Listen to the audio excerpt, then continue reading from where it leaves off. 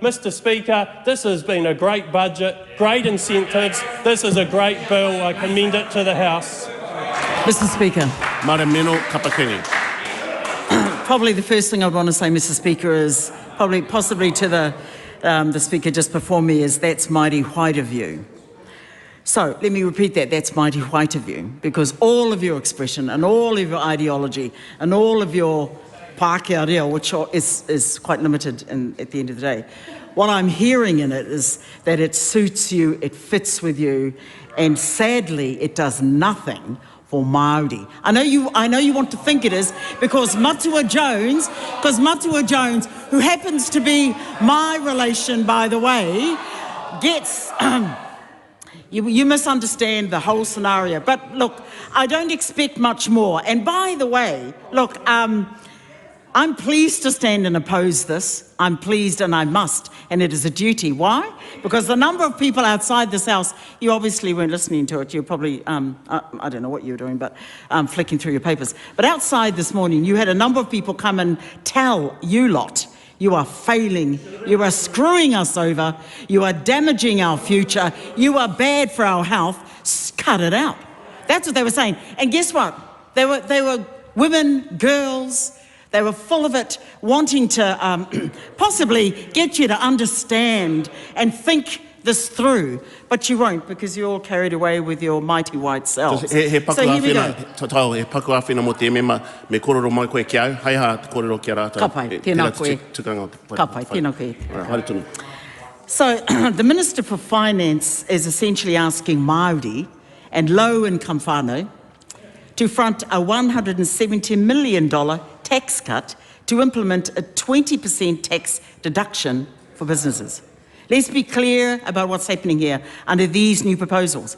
KiwiSaver contributions for lower income earners are being cut, meaning they will pay more and receive less than they do now.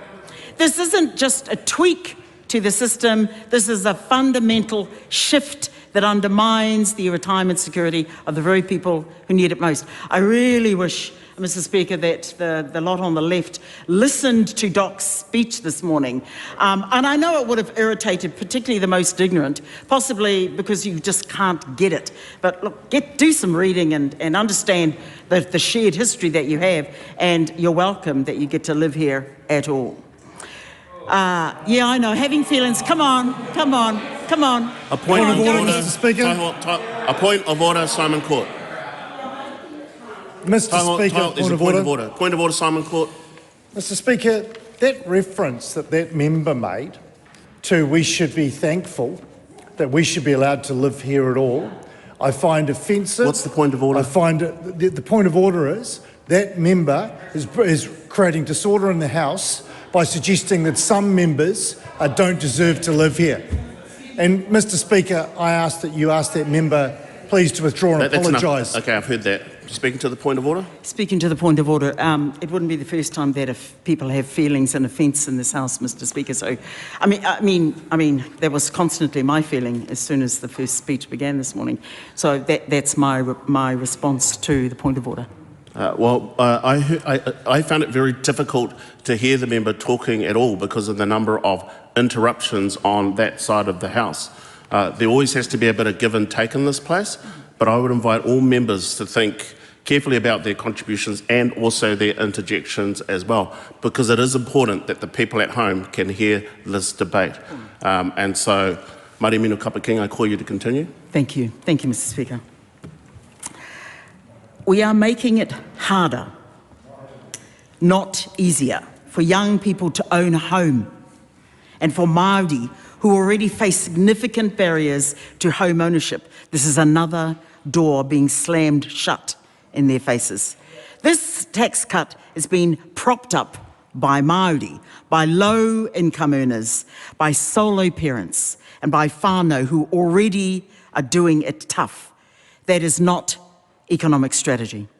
That is economic exploitation of vulnerable communities who have been absolutely pummeled with legislation that is stealing right from underneath their noses again. Make no mistake, The changes for working for families will mean fewer whānau will qualify for support. I mean, please hear that. The increase for whānau who do receive it will only amount to $14 per fortnight. You think that's okay? You can tolerate that? Sorry, Mr. Speaker, through you. These taxation measures are redistributing wealth upwards. It is taking from the poor and handing it to the rich. They are blocking out our mokopuna and our young whānau from getting into home ownership. The change to KiwiSaver puts home ownership even further out of reach, funny, for young people. Mr. Speaker, if I can just refer back again to the great voices this morning that was speaking to this House, if people were daring to listen to it and say, you are failing us, you are failing our children, you are failing women, you're failing women. The number of women that are out there fists up and going, hey, sisters are doing it for themselves. Please, I'd ask the side on the left to take note because it's coming. Tēnā koe te pika.